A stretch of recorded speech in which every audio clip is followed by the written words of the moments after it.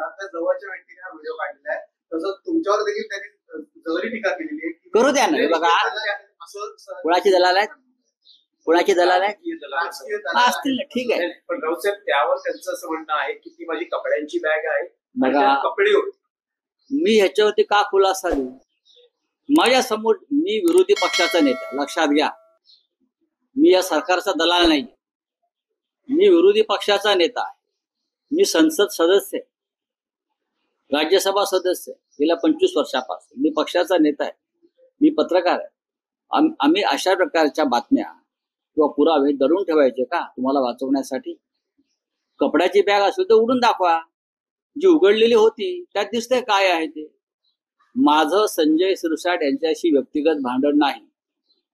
जे समोर आलं ते दाखवणं हे माझं पत्रकार म्हणून आणि विरोधी पक्षाचा नेता म्हणून माझं कर्तव्य आहे, आणि हा अधिकार मला संविधानाने दिलेला नाही. पण त्यांचं असंही म्हणणं आहे, त्यांचं काही म्हणणं असेल, मी काय त्यांच्या म्हणण्यात पडू. शिंदेचा दौरा असेल त्यावर तुम्ही भाष्य केलं, संजय शिरसाटांचं प्रकरण असेल त्यावर तुम्ही म्हणालात, गायकवाडांचं प्रकरण असेल त्यावर तुम्ही म्हणालात.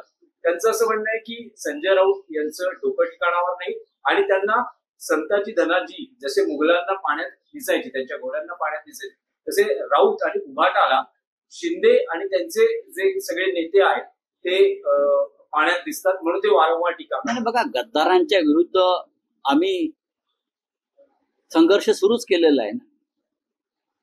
हे जे मोगल आहेत, हे मोगल कोण आहेत?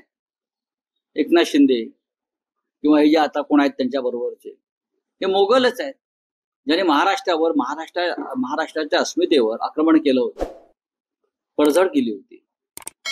शिवरायांचं स्वराज्याचं स्वप्न उद्ध्वस्त करण्याचा प्रयत्न केला होता. त्या मोगलांचे वंशज आहेत ते सगळे. त्याच्यामुळे त्यांनी मला इतिहास शिकवू नये, अजिबात शिकवू नये. आणि दुसरं असं आहे की ते आम्हाला पाण्यात दिसतात, आम्ही त्यांना पाण्यात पाहतो. काय करणार? आमचं शत्रुत्व या टोकाचं आहे, आम्ही त्यांना पाण्यात पाहतो.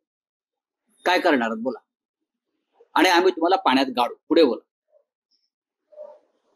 मी नाकारतोय का? आम्ही तुम्हाला पाण्यात पाहतो, तुम्ही बरोबर बोलता. ते आम्हाला पाण्यात पाहतात, आम्ही त्यांना पाण्यात पाहतो. जे जे या महाराष्ट्राचे शत्रू आहेत, जे जे दिल्लीचे चपराशी आणि दलाल आहेत, त्यांना आम्ही पाण्यात पाहतो, पाण्यात पाहणार, आणि तुम्हाला पाण्याच्या तळाशी नेणार.